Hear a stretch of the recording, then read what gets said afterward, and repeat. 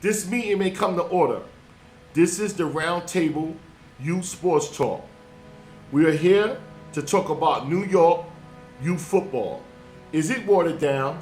Is it too many leagues, too many organizations, too many coaches with one team? Here to talk about it, Tyrone Franklin, Vice President and Commissioner of the Big Apple Youth Football League. Garvin Dublin, Commissioner, New York City Youth Football League, also President of the Brooklyn Skyhawks.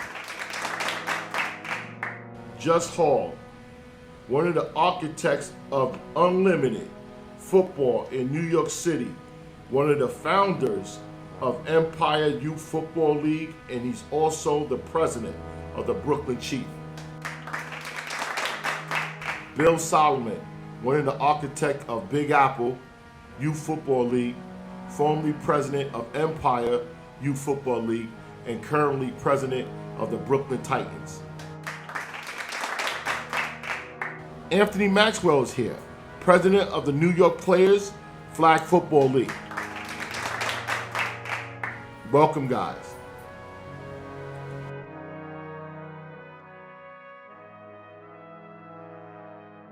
Absolutely, but I like to say that it's funny because I spoke with Bill.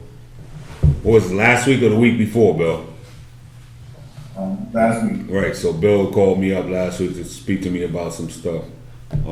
Courtney called me up a couple of days ago. So what I'm saying is that when we're talking about communications, there is a certain group that always stick together and stating that they always have communication. Always having a communication. These guys know they can always call me. But they can always call my phone and be able to contact me when you called me. Yes, right? yes. Found my number from whoever. I answered you and I said yes. Since Pioneer, because they kind of been around a long time, right? The new guys, Metro North from and UTL is pretty much the new guys.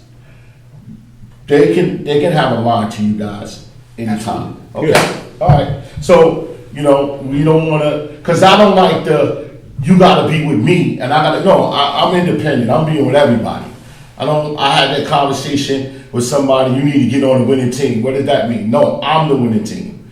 I'm on everybody's winning team.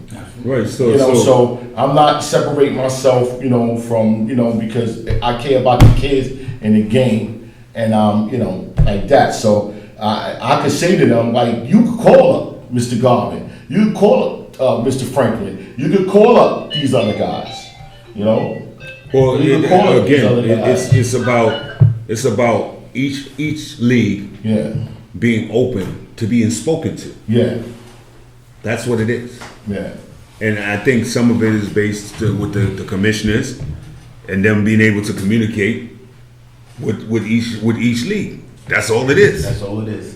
Make a phone call. You want to make a phone call. You want to ask some questions. Ask some questions. Mm-hmm. Shut up.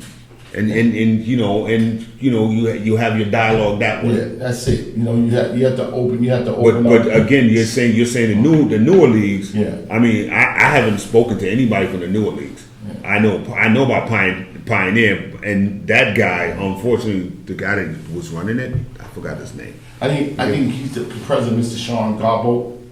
No. There was another. Oh, there was another. Introduced me that he's right. So there was another guy that was running it. Yeah. What happened is my wife, so my stepson, he played for the Harlem Jets, older team, and so I happened to go to their championship game. Yeah, it is a Mr. Patterson. There you go. Patterson. But he introduced me. Right. The guy's like the owner. So one of the things I recognize is that after the game was over, I think they played the Buccaneers. I don't know who it was, but the Harlem Jets won. The Buccaneers lost, and my wife asked me, "Could you go out and get my stepson from their little meeting?" I said, "Yo, they in a meeting. I'm a football coach. I don't walk in the middle of somebody's huddle or meeting and say, hey, give me my kid. No, I say, yo, we have to wait till he's finished. Well, I think they're finished. Could you go over there?" So as I'm coming on, as I'm going on the field and starting to walk, one of the kids from the Buccaneers, and I couldn't. This is unbelievable, and I'm saying this is a kid that has to be. He can't be older than 18. He's walking and he turns to the commissioner, Mr. Patterson, and says to him, "You need to effing get some goddamn better refs in this place." Yeah. And I just stood there with. What really got me is that he didn't even address that kid. He didn't address the organizational head. He didn't address a coach. He just let the kid walk. Like, this is okay. That's not okay with me. We had a kid in our league for the year before. He was with one organization and he was causing some problems in some games. He left and he went to one of the intro leagues, and he was and before I certified him, I said to him, yo, I'm telling you, if I get 1 ounce of you being kicked out of a game, I don't care what it's for, you're out of this league. Yeah. So it's just you trying to make sure you set up a precedence that no, you're not bigger than this league. Yeah. Just understand that. So I found that odd because I've never heard it happen to anyone from Big Apple.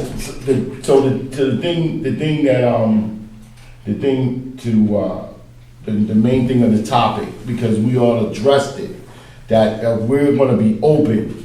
You guys, I keep saying we. Excuse me, please. It's fine. You guys are going to be open. Yes. To if this guy comes up to UT, yo, what's up, Todd? Or Metro North, or even Pioneer, the people that's not here. Yes. I'm trying to represent the people that's not here. You know what I'm saying? Yes. We wanted them to come, but any reasons to the fact, I would truly like, if time permitted, that we all find a way to play our champions versus champions at some point in time. Yeah. That's what I want. Quality. That's the next thing. But quality of you gotta quality. understand, time permitted is hard. Yeah.